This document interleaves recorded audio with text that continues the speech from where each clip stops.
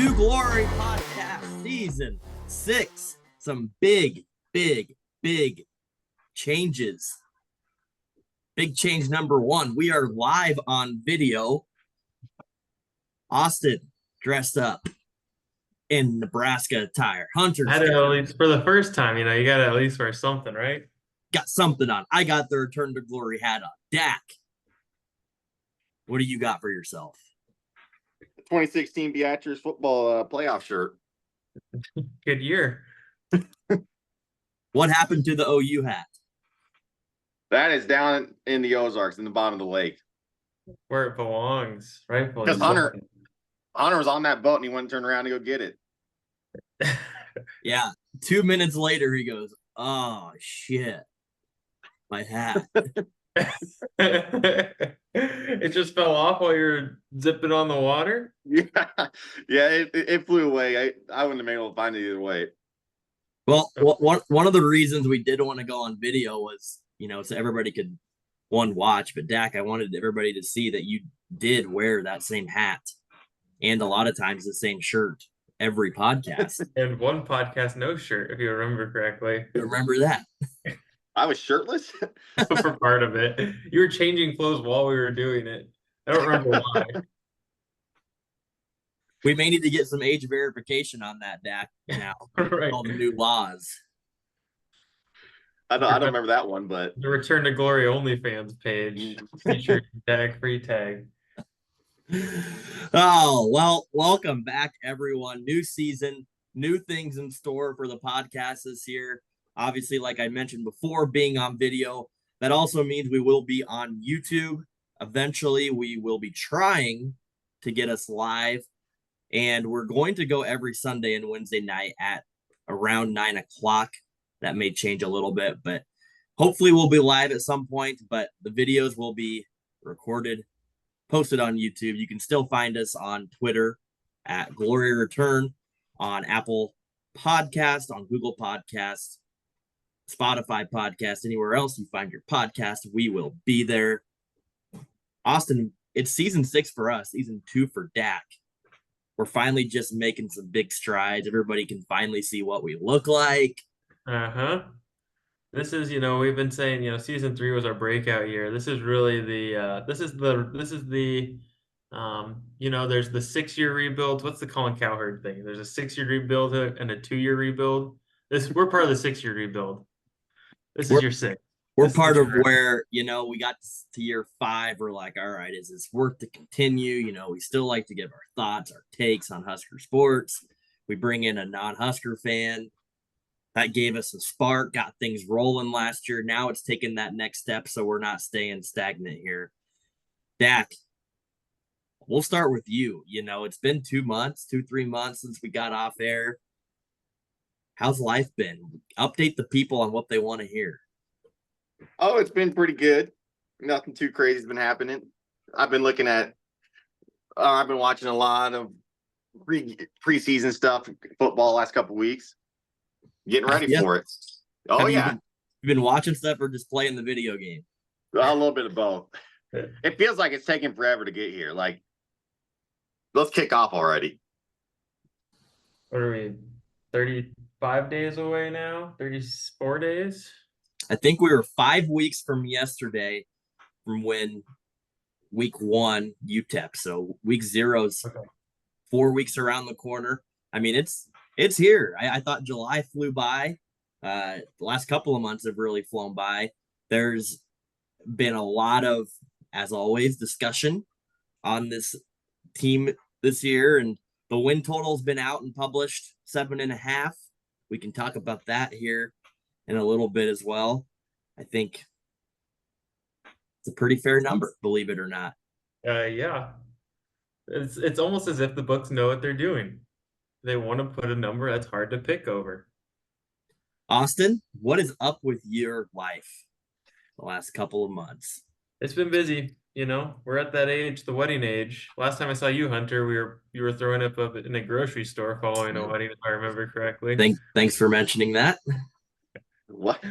Wedding. We carpooled. We had to pull over on the way home so Hunter could throw up in a grocery store. It's the most fitting way to do it. Whew. You're It was just sick, huh? I had one job that night was to get Austin drunk, and I think I succeeded, but also brought myself down with it. I was there, but you were slamming them quicker than I could. You bring me one, and then you'd probably drink two and then it was the tequila shots at the end of the night. That's downtown Lee Summit, Dak. It's a good place. A lot of excitement. I've never even been drunk, so I don't even know what that's about. Okay. Yeah, we believe that. Also, you've been drunk on this podcast, so Maybe That's like why. with YouTube. that might be a thing. Dak just needs to get a different drink every podcast and share it with the people what he's drinking. No complaints. Vodka shots. No comment.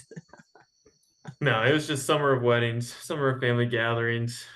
So ready for football, ready for fall, ready to not be so hot.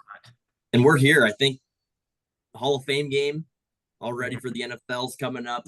Next week. Thursday, Normally July is the dog days of summer for sports, and you know what? I think this year, for some EA reason, football saved the summer. That's It what did. it was. it did. And Olympics, like hmm we're here. We're rolling. How about that today? Before we get Husker sports talking, Serbia, we got Killed them. LeBron, a 39-year-old, just taking over. And I'll give Kevin Durant credit where credit's due. That was pretty impressive against the Serbians today. Yeah, it was a really good basketball game. At the beginning had us all a little worried. It was a rough start, but yeah, LeBron and KD were freaking incredible. Jason Tatum really pitched in a lot today too. He was sick. Oh, he was? Yeah, he was sick. That's my scouting report was Jokic sucks and Jason Tatum was sick. Yeah, okay. Drew Holiday better than Jason Tatum? Question mark. I'll tell you what, Drew Holiday is Jalen Brown is. he's a needed piece on that team. Like he does exactly what he needs to do. A role player, defender, lock down their point guard, make everything tough. Doesn't need to score a whole lot, but can make an open shot.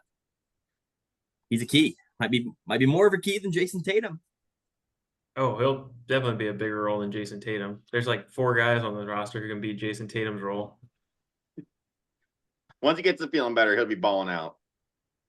8.5 points a game, 2 rebounds, 17 minutes a game.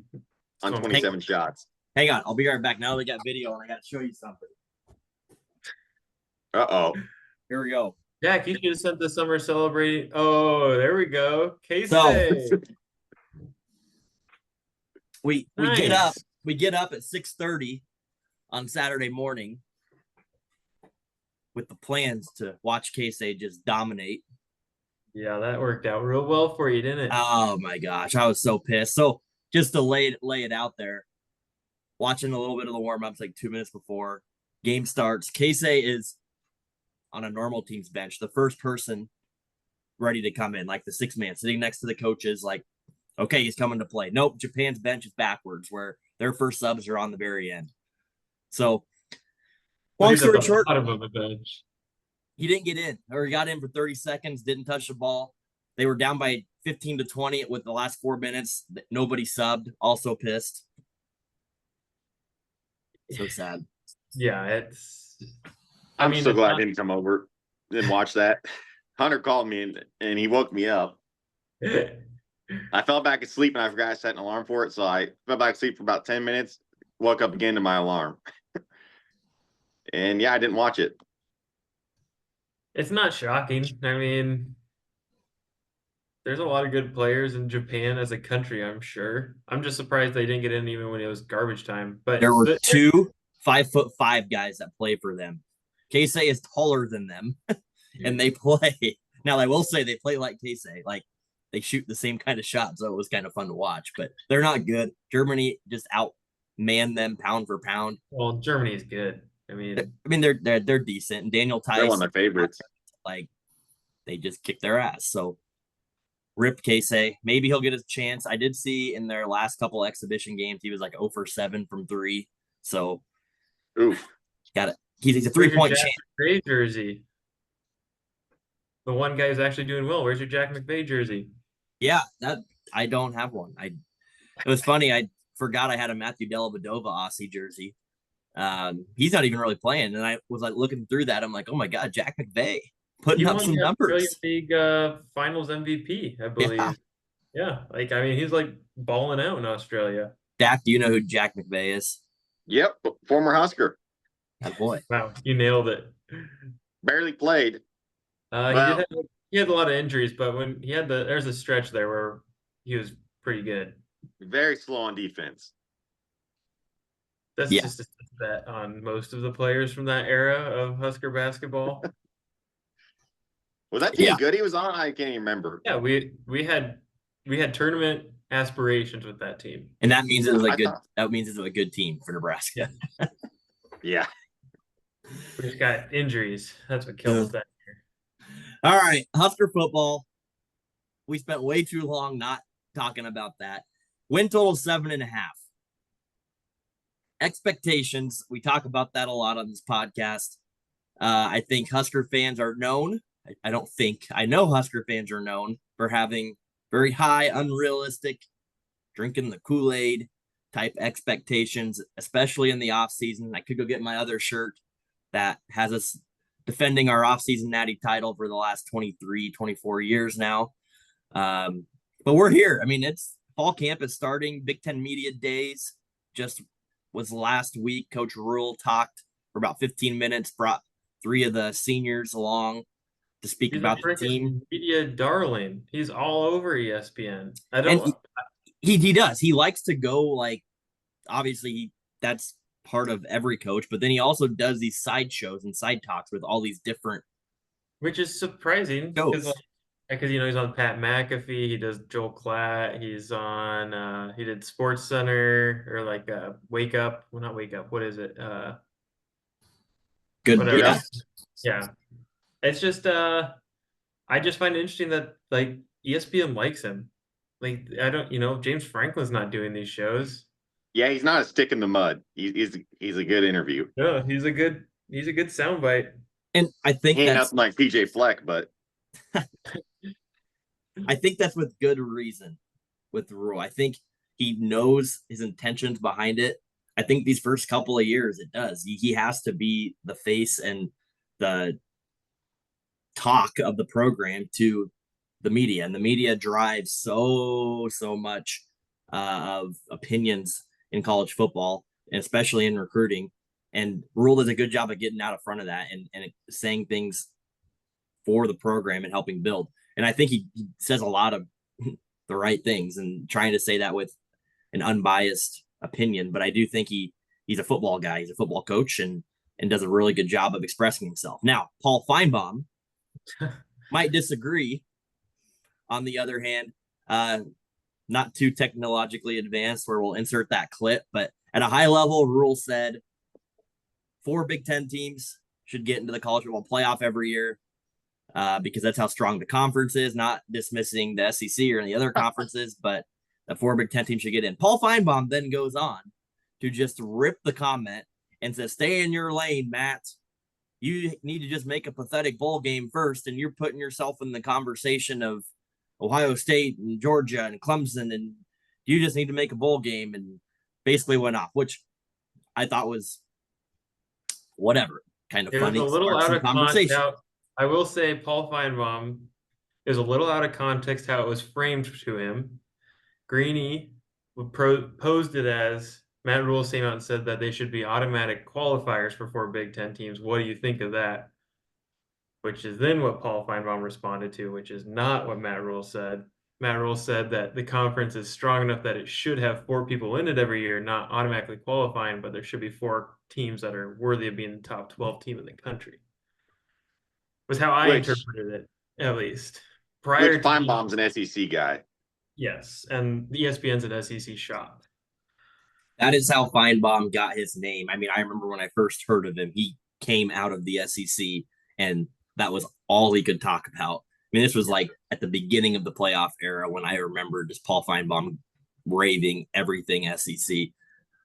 I also just think it's kind of a media ploy, right? Like all of his comments, Rule never once said Nebraska should be one of those four.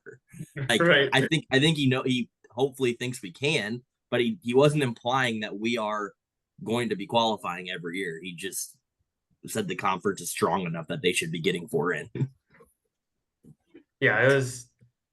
I'm gonna assume that Paul Feinbaum, he's doing his best Stephen A. Smith, where he doesn't really believe what he's saying. He's just saying it to get the clicks, because it was a pretty bad take, trying to be unbiased about it. Because if you just listen to what Rule said, that he did not respond to what Rule said. He was responding to what Mike Greenberg posed it as, which is, I would say, an inaccurate representation of the conversation, totally taken out of context. Yes. Yeah. Any more comments on Paul Feinbaum? Well, I don't like him either way, but I guess I gotta like him now because we're in the SEC. Yeah, he's your driver. He's your conference driver. He blows the SEC all day, every day, and and yeah, of course he hates every other conference besides that. He hates Colorado. Yeah, if you get from the SEC, he hates you. Although I do agree with him though. I don't think you'll ever get 4 Big Ten teams in. Penn State will be there every year because they go 10-2. I mean, last year we would have had 4 teams. We would have had 3, right? Iowa State, Michigan, and Penn Ohio State. Michigan, Penn State. It's not unreasonable to think a 4th team could sneak in. Iowa.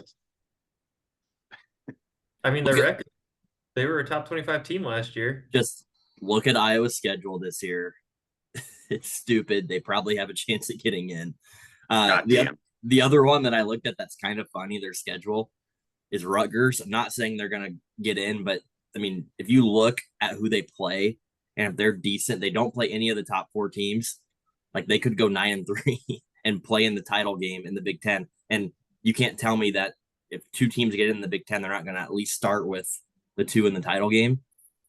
I mean, I think that would be a start. So it's just funny with this whole new conference thing. It has me really excited for college football in general, because they're not only. Hold on, sorry. Oregon's going to be there. USC is probably going to be top 12. That's maybe. Fire, Jack. USC's win total is like 7.5, I think. They got my boy DG, Oregon. So we can dive into Big Ten teams. We will in future episodes. I just think this whole new era with 18 teams in the Big Ten, 16 teams now in the SEC, the playoff expanding to 12 teams, like, everything's happening at once and nobody really knows what that's going to look like. But to me, that makes it exciting. Like, Dak, you have OU in the SEC now. Are you even used to that? Yeah. No, not even close. Like, it's going to be weird playing LSU, Bama, and Georgia every year now. But I don't know.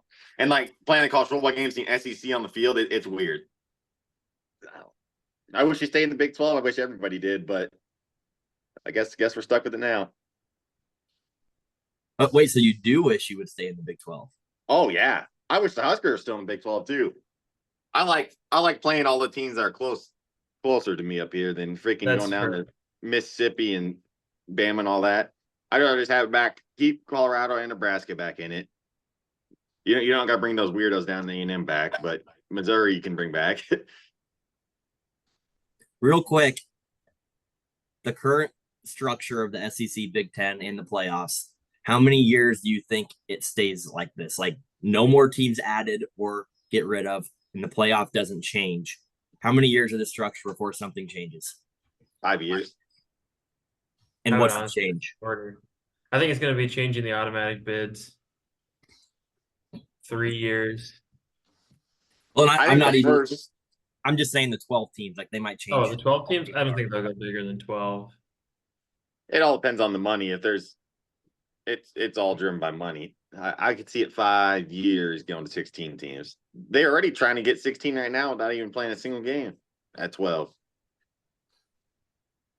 Yeah, I'm more in the shorter term, and I think the 5 to 7 year time frame. Dak, I think you're spot on with the money take. I think they're going to become their own league, and I think that comes with adding the teams that can afford to be in those. And I think both leagues could get up to potentially 20 ish teams, maybe a little bit more, and they're going to separate off and do their own thing. And the NCAA is going to be stuck with whoever's left. And I mean, I don't know if that's better for the sport in general, but I think that's what's going to happen. I just don't see things staying this way for 10, 15 years. It's just too much of a volatile market right now. And everybody's after the new contracts and new bids and new money, and a lot of teams can afford it. I mean, that's not even mentioning NIL and all these other things that are changing with college football. So I don't know. I think it's going to be short lived, and I don't think people should get too hung up on because everybody's going to complain about this thing and that thing. I think everybody should just enjoy what we have because it's going to change. People are going to be upset when the teams get selected on who that is. Hell, people are already pissed about the way the video game selecting teams for it and the seeding and the rankings. Like, it's just a whole big ordeal. So let's enjoy it because I think it's going to be fun and it's crazy. And guess what? Nebraska's got a better chance of making the playoffs by expanding it even more. That's true. The ACC will be the next one to fall. Yeah, it won't be long before the ACC's done. And then I can see. I think eventually it'll just be the Big Ten, SEC only. Maybe the Big 12 stays and picks up. That's just like a scrap, like leftover scraps of teams over there. But what's fascinating with like the Big 12, like you said, like I don't know where do they fit in that, because they, for basketball, they do have stacked strong, if not the strongest conference, and so I don't know where that fits in all of this and how that could look, and that might be the one thing that actually keeps all of this still part of the NCAA in the future. But it's going to be interesting. I just think we're not here to stay, especially with the football world, but I think just college sports in general. And I do think that we're not too far away from collectives and agents. And well, I mean, the Big 12's already looking for a corporate sponsor to sponsor the conference. Yep, we got logos being approved on the field. Like it's all going to get commercialized here, and whether that's for the better or for the worse, I don't know. But it's moving in that direction. The athletes, I think, are going to end up being employees eventually. Like that's going to happen. There was something that got passed that the university could pay student athletes directly. Mm-hmm. Yeah. So it's all moving. Let's enjoy it. Let's enjoy it. Let's have fun with it. Is the NCAA commissioner, is he live? Because it's just, there's no rules anymore. He doesn't give. I think it's probably because the conferences are bigger than him. He can't really do anything about it. It's where the money's at. Like you said, that's where's the money at right now? It lies with the schools, and with these big donors and people that are willing to give all this money to the schools for NIL and the conferences. And I mean, that's where the money's at. And the kids are going to be getting the money as they should, because it's an entertainment business. I mean, you talk about sports in general and you look at all these professional sports, it is the entertainment business, and where people's advertisement and money of that sense goes, it should be going to the ones that are providing the entertainment. It doesn't every other sport. He's probably staying quiet because he knows if he pisses off these schools, they can easily just leave and be independent by themselves. So he's just letting them do whatever. Because basically the NCAA is just there just for name only now. They ain't doing anything. And yeah, who knows with the other schools. So okay, let's circle back to Husker football. Let's get there. Where are we at? What do we think? Where did our minds go? I know that after the off season, you know, we talked about how we finished last year, didn't make a bowl game again, but a lot of close games. We bring in Dylan Raiola, 5-star quarterback away from Georgia. Like that has been the talk of the entire offseason. And the spring game happens. He lives up to his hype. We watch a spring game. We're like, oh my gosh, he's Patrick Mahomes 2.0. That was the title of our last episode. Well, like, it just feels like things could be trending in the right direction. But with everything that's happened with our past few coaches, we have to still be a little bit aware of getting out of control with our expectations.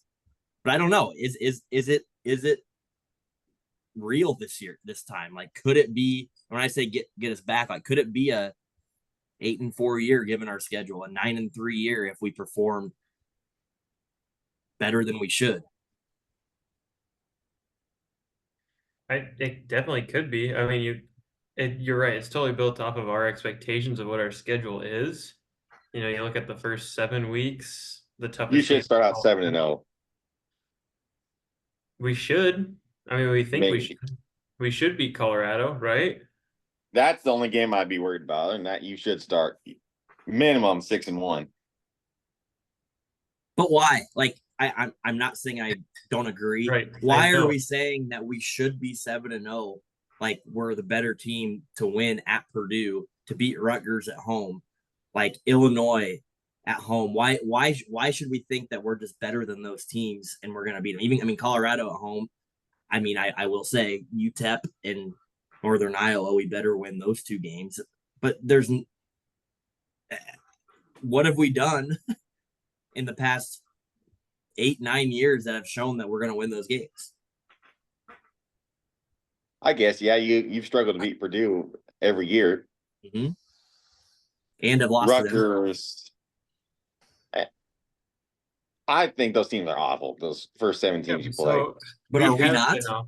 Yeah. Yeah, I guess Nebraska's been awful too. You've been on the level of Purdue, Rutgers, and Indiana. Well, I think Indiana might be one of the worst teams in the nation, but I don't know. I think if you look at best case, worst case, I mean, obviously excluding worst. When I say worst case, I mean worst realistic case, because we're not going to go 0-7. I just don't think that would happen. You hope not. Best case would be 0-7. Worst case, probably 3-4. Does that seem right? Yeah. Yeah. It's so many what's your Husker third game? Fans, so many Husker fans just say we're 7-0. We're going to be set like Dak as you started off, and it is so funny because it's the same song and dance every year, and we justify it so differently every single year. This year we say we have a reason with Dylan Raiola and Matt Rhule in his second year. So everybody's saying, look at Matt Rhule in year 2 at Temple, at Baylor. Look what he did. Like, this should matter. Well, guys, remember, Matt Rhule said last year was like year 2. That's what he claimed when he came here. So we're trying to justify why we should be when, again, reality, we just need to win football games. And that's all that matters at this point, game by game. But we're sitting here looking 7 games in, and you guys still there? Little buffer. There we go. I think we're back. Okay. Little buffer. Yeah, I didn't know if I was losing you or what was going on Nope, there. I think it was me. Little interference. But yeah, I think 7-0. Like, I don't know why we're talking about it at this point, because these teams are not teams that we have shown that we can just beat by 20. Now, with all this stuff coming in, maybe we can. Maybe it will be the year that we can turn things around. I don't know. But all of the Husker media, the fans, all the people that we talk to, friends, are all so hyped. And I can say I've been there myself every Patrick couple Mahomes of days. 2.0. Like, it'll come around, but I have to like say nope. One, I'm going to the Indiana game, so we're probably going to lose that game because I'm going. Oh, fuck. If you lose to Indiana, you're screwed. You ain't doing anything this year. Looking at, so media days, pretty uneventful. Really isn't anything there that really, I don't think that hyped anyone up. Was there anything in media days that got you hyped up? It felt pretty scripted. They were all kind of on the same page. These are our talking points. And Husker fans, days. I will say this: Husker fans thought Rhule's take. Like, I've listened to a couple of the other podcasts. They're like, I'm reading into this too much, but I think Rhule thinks we're going to be pretty good. I think Rhule thinks we have a chance at making the playoffs. I'm like, shit. You dumb idiots! Like, come on, like, and that's what we do. He does think the team's good, which he should. Your coach going to say? Is your coach going to say my team sucks? Yeah. But I do think off-season wise, there's a couple of shortcomings of the Husker media, which I want to get into eventually. Coach Cooper's personal reason for leaving, that no one seems to know. No one. in all of Nebraska. Like there's literally one And no one sport really cares covered. anymore. That's what's weird And- about it. Yeah. So yeah, we do have a new corners coach. That got which swept is- under the rug. Well, I think it's yeah, I don't know if it's because we hired a supposedly really good corners coach from the NFL. Of course, we're gonna say he's good. Right. I mean, he did coach it was like the best pass defense, top 5 pass defense. I don't remember. Anyways, so there's that. But I think coming out of the offseason, you're just excited because the chasing three, you kind of see the athletes on the offensive side, and you feel better about the wide receivers, and you feel better about the quarterback, and you feel better about the running back room. So it's hard not to feel better than you felt last year. And I feel like we were pretty positive coming out of last year. Dak, Yeah, shit. Let's cut right to it. Are you guys gonna miss Jeff Sims? No. what a take. Why not? No, Well, but why not, Dak? Why not? at least you have one good thing to look forward to. You know your quarterback play can't get any worse than last year. And if it is worse, I don't know. I don't know how it could be. That's one of the worst quarterback plays or a team I've ever saw it play. And we still won 5 games. So you Yeah. have to feel better. You have to feel all right about it, right? The defense will take a step back. That one I feel confident saying we're not going to come out swinging like last year. You're not gonna be the top 5 defense. No, we're not going to catch people off guard.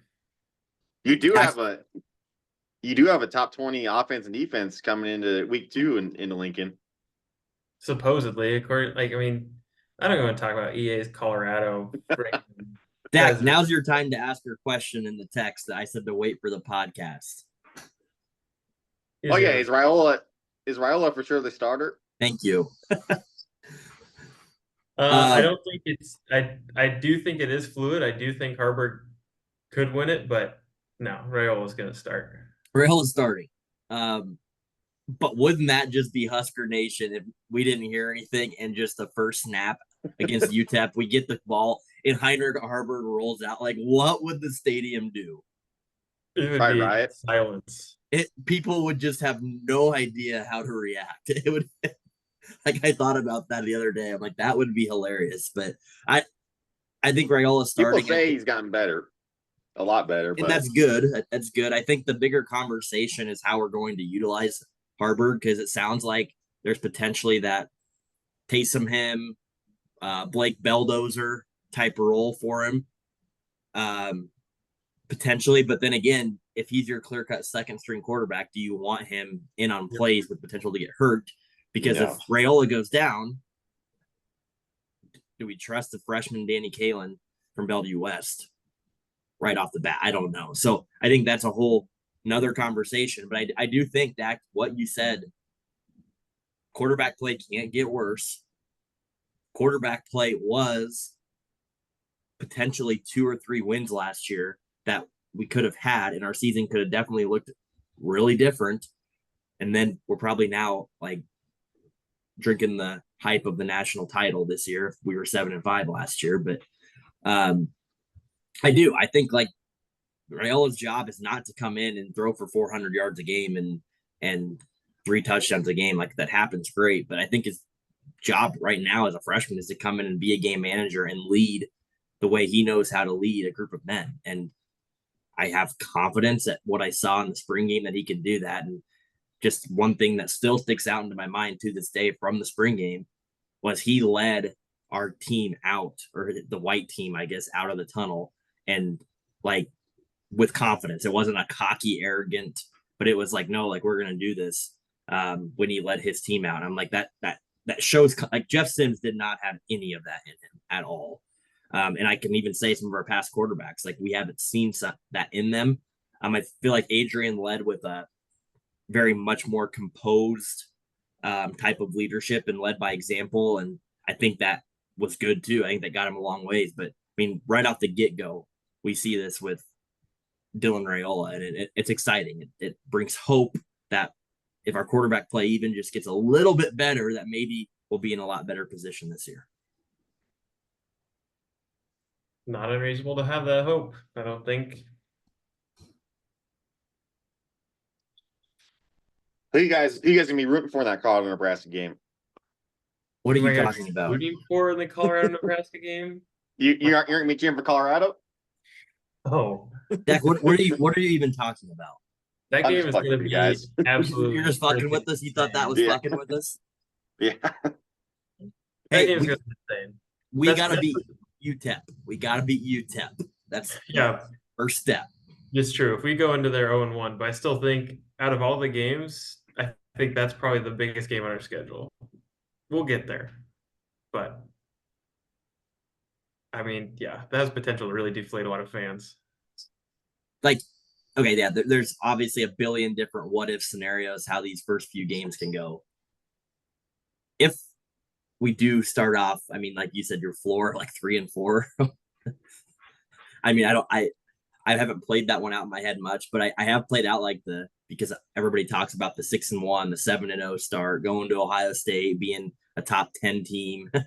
Like, You haven't saw that movie before. how will Husker, like, just think about our fan base and how nuts we're gonna be, how good we're gonna talk us up. Like, it's just gonna be crazy when really, I mean, if you want to look at our schedule, we really will not have played anybody great up until that point. Well, I say that teams that we should beat, right? That we talk about teams that we should beat, but in the same sense, we've also said we just need to get to that point of beating these teams that we should beat consistently and not go lay an egg at Northwestern on the road because we fumble it or punt the ball the wrong way against Michigan State and they return it. Or we don't need to go through the 1,000 ways that we've lost games the past 2 or 3, 4 years. But like we do just need to win these games that we quote unquote should win.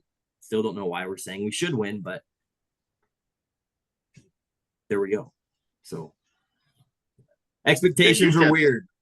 UTEP's not even a guaranteed win for you anymore. I would say that probably is. I hope it is. I mean, I think we're Should be. I think we're like a 30-point favorite. Yeah, I'd say that's probably a guaranteed win. Okay, well, we're running. You're Not low enough on time to time. talk EA. You guys probably had a whole hour of EA content. Oh no, we don't gotta talk about it. We'll get there. We'll get there. Plenty of episodes. We don't gotta. We are going to try to keep our episodes to 40 minutes, like we've done in the past. Still do 2 times a week. Like I said, video will be recorded. We'll have some new exciting news coming up here soon on some potential new merchandise. We're out of hats. We're out of shirts from our last order. So we're gonna get some. Plenty of shot glasses, I'm sure. We do have plenty of those because we ordered a lot. You get a 5-star QB and everything changes. Everything changes. Oh, I guess I will say shout out to us showing up for the 5-star offensive lineman recruit.